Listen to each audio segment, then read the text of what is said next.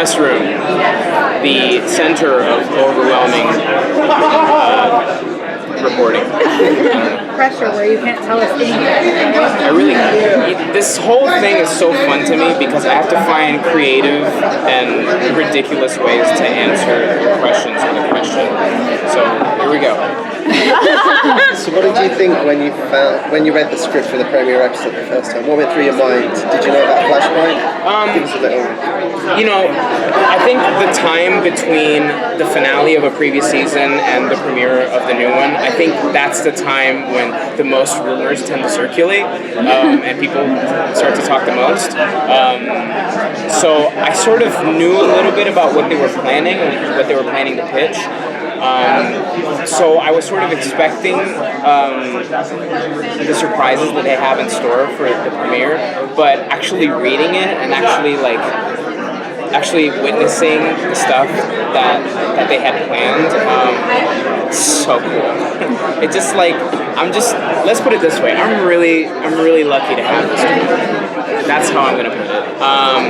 It's just, tons of surprises and new colors that we get to render and explore. And I think, when you're exploring something new, especially with this show, it's easy to fall into the trap of wondering how the fans are going to react and, for doubts to creep up. But at this point, I have so much trust in our writers and our team and my fellow actors that I'm pretty sure it's going to be badass, and I think fans are going to like it.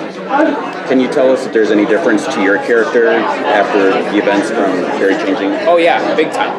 Yeah, just a big change, and I think fans are going to get to see that right out of the gate from the first episode. So, yeah. There's been so many occasions throughout Flash where your character saved Barry in amongst the battle and trying to figure out how to defeat other mutagenics. Tom and I joke about it all the time, how Cisco is just magically the guy who shows up with the gun in the background. He's there already. And he just saves the day. I don't know how he does it. Does Cisco kind of see himself in a weird way as a hero as well, from the fact that he's helped Barry so many times? No, I don't think he does. I think there's a self-deprecation and a humility about Cisco that that imbues him with an inexperience. You know what I mean? He's a boy at heart, and he's very humble. You know what I mean? So I think it's very hard for him to see himself as a hero. He thinks of himself very lowly. But this part of the show's arc is important for Cisco specifically because this is where everything's changing. I think it's at this point that Cisco's starting to realize maybe I am a hero after all. And I think it's with the acceptance of those powers and that responsibility that Cisco starts to bloom into, well, you'll see. Do you know if there are any Cisco-centric episodes this season? In my mind, they're all Cisco-centric. The show should be called Vibe, if you're asking me. Kidding. I'm not that narcissistic.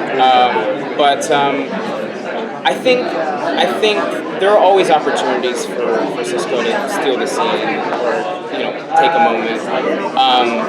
And I think so far we're only on episode 2, but every episode has great moments of Cisco taking focus, but giving dimension to the whole.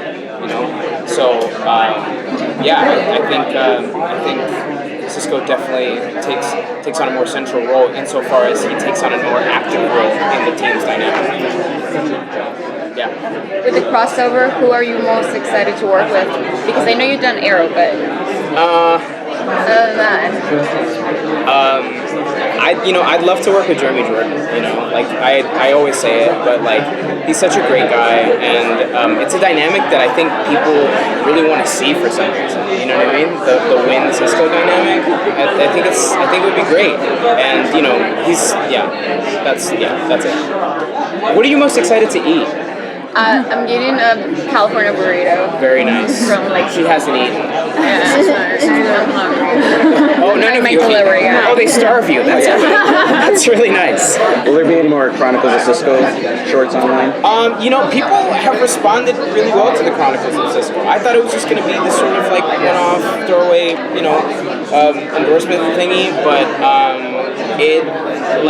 when I go to cons, a great number of people have come up to me and said, not even I love the Flash or I love Cisco, but Chronicles of Cisco is my shit. I love Chronicles of Cisco.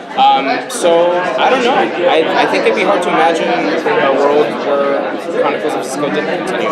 So we'll see. We got a little more depth last season meeting Cisco's brother and kind of seeing that. Yeah. Jim, did you like playing that kind of different dynamic? Yeah, absolutely. Nicholas Gonzalez, who plays Dante, makes it so easy. I mean, he's so great to work with and such a great guy. I learned so much from him. But insofar as Dante's concerned, Dante actually plays a really important role for Cisco's arc in season 3. Very important. And I think and viewers are going to get to see that right from episode 2. Thank you guys. Appreciate it. Cheers.